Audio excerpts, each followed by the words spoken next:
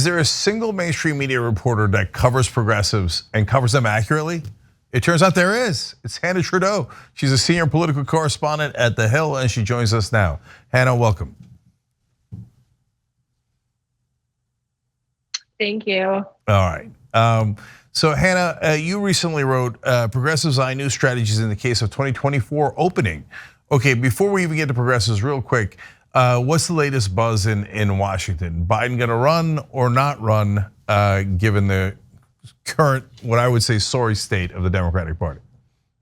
Yeah, so according to the official White House statement from the president himself, he says he's going to run.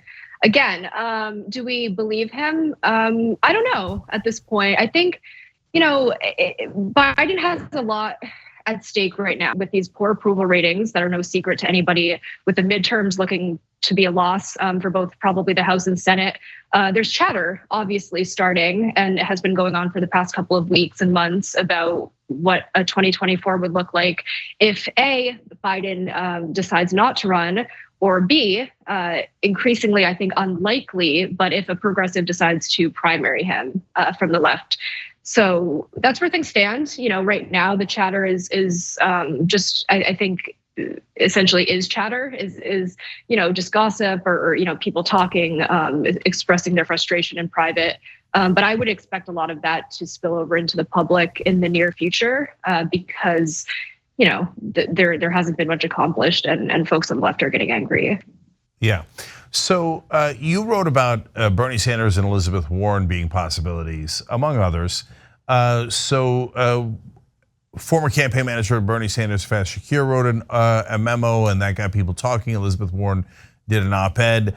So of course the Warren and Bernie camps are going to say, "Oh, no, we don't know." And you quote Warren as saying, "Oh, I'm just running for the Senate. I don't know presidency. Never heard of it." As you cover politics, what was your sense of the probability that they would enter the race, given all the information that you got? Yeah, I mean, I think back to 2018, when Elizabeth Warren was ostensibly running for the Senate again in 2020, but preparing all the while to launch her own presidential bid. So, she's doing some of the same kinds of things right now that she did back in 2018. Maybe it was 2017 or 2019, but it was in the lead up to last election.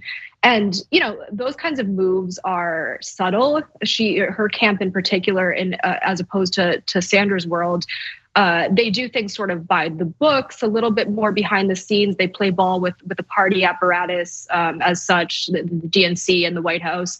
But she's penning aggressive op-eds, saying things like, we have a chance to save the midterms, but only if Biden does X, Y, Z. Now, we all know the things that Biden would have to do and Democrats in Congress would have to do to save the midterm. So I don't think, Elizabeth Warren saying it in the New York Times is going to make much of a difference, but it does raise her profile again, or at least reinsert her back into the conversation in a way that she likes to be in that position. And she's been a little bit behind the scenes for the past year or so in the administration. Now, Bernie world and Sanders himself, obviously, friends of the show and you guys know it's a different scene. It's a little bit more overt. But when we're talking about folks that were, in his campaign operation, they're also still a little bit by the books. I had a source who worked on the campaign previously tell me, that they thought that was very strategic to write that memo and kind of get it out there.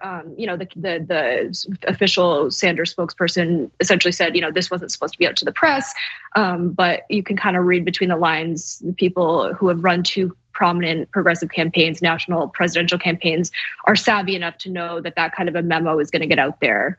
So it's whether or not, I think it's your question, whether or not they would actually pull the trigger. I think from my reporting on this piece in just the past couple of months, really depends on mostly if Biden does indeed run again, or if he steps aside. If he steps aside and it's an open primary, I think the likelihood that those two senators, in addition to a lot of newer people or maybe lesser known entities, would definitely at least consider running.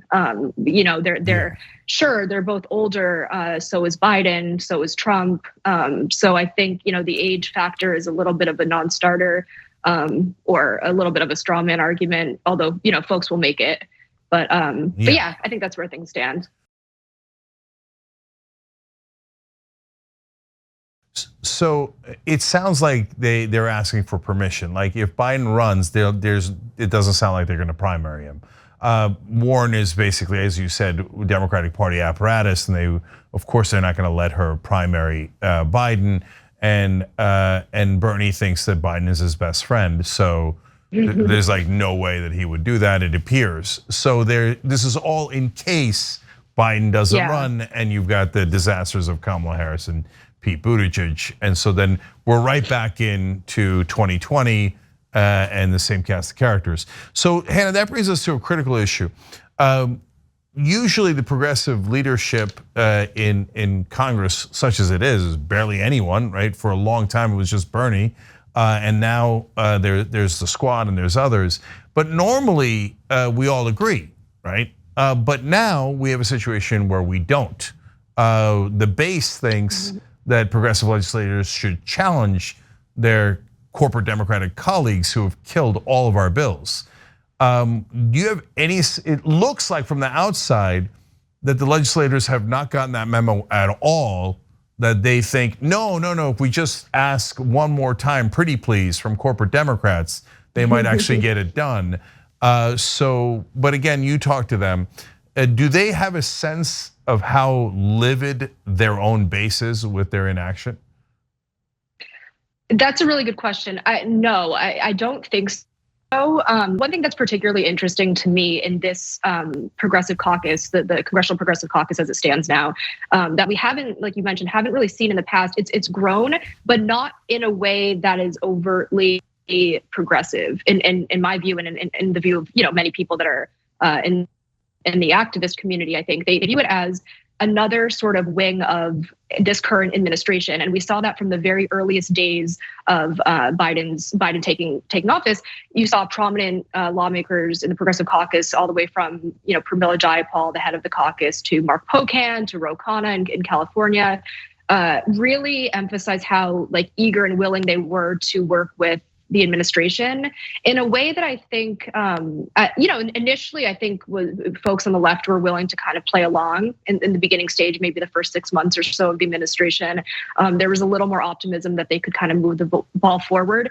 But I think, like you kind of alluded to, there's an anger among certainly activists, everybody from I'm thinking of in particular climate activists who saw their hopes of environmental provisions be totally gutted in the Build Back Better package, to even racial justice activists who saw the hopes of getting a voting rights bill die before it was brought to the Senate floor.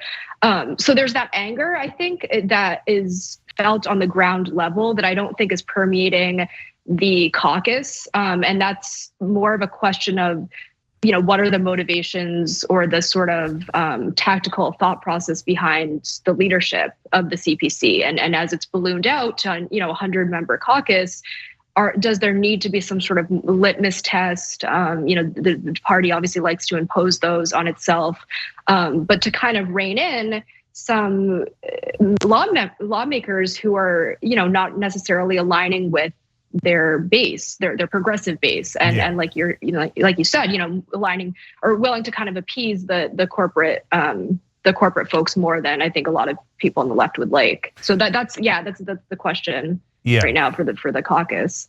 So look, when it comes to the caucus itself, do they admit too many people? Yes. Is it a problem? Yes, because it's, hey, we'd love to have a larger caucus, and the appearance of power is important in Washington. That's great. But when you admit people that are in conservative caucuses and allow them to pretend to be progressive, right, it actually hurts progressives running against them. And so they don't seem to care about that at all. So like Pramila Jayapal's strategy was, I'll just give in to everything Pelosi and Biden want, and then we'll win. Except we didn't win on anything. So from your reporting and from what you see inside DC, do they understand that we didn't win on anything? And they think is there a secret strategy to win later? Or are they thinking like, hey, our surrender was awesome, we nailed it, and I bet our voters loved it? I mean, that's one of the more frustrating things about reporting on all of this stuff is that, reporters constantly press Jayapal and other leadership in the CPC on like, what could you have done differently? I'm thinking back to the Build Back Better conversations, and I was on a call, press call with a bunch of people, and several reporters asked, iterations of that same question, like what could have been done differently to advance the actual goals, have this actually become a real thing. And there wasn't really a clear answer. It was just kind of like, our strategy isn't changing. We are proud of what we passed in the House. And, obviously passing it in the House is fine for their like checklist of what needs to be checked off the box, so to speak. But if it doesn't do anything tangible for people, it's not going to matter. And I think the one notable exception to their sort of stay the course, essentially mentality was when I think it was probably 3 or 4 months ago, you saw Jayapal announce, I think they convened a meeting with either the White House or senior officials in the White House to push Biden on doing more things via executive action, and that was a shift in strategy at the time. But like, what has come of that? I mean, we saw very recently the debate over student loan forgiveness go from cancel it completely to cancel 50K to maybe we'll cancel 10K, which is an open question currently. Although our reporting recently indicated that the White House is leaning in the 10K direction, but still, I mean, these are maybe if that gets done, the Progressive Caucus will have something more tangible to cheer about. But compared to like the 6 or 7 bigger demands that they had, none of which were passed, and obviously they blame Manchin and Sinema for that, rightly so. They're nuts. They've gotten totally detached from reality. They're in the Washington bubble. No, you did nothing, and we all know it. It's not rocket science. We figured it out. All right, Hanna Trudo, senior political correspondent at The Hill. Make sure you're reading her pieces. They're shockingly fair and accurate. Okay, so Hanna, thank you for joining us. We appreciate it. Thank you.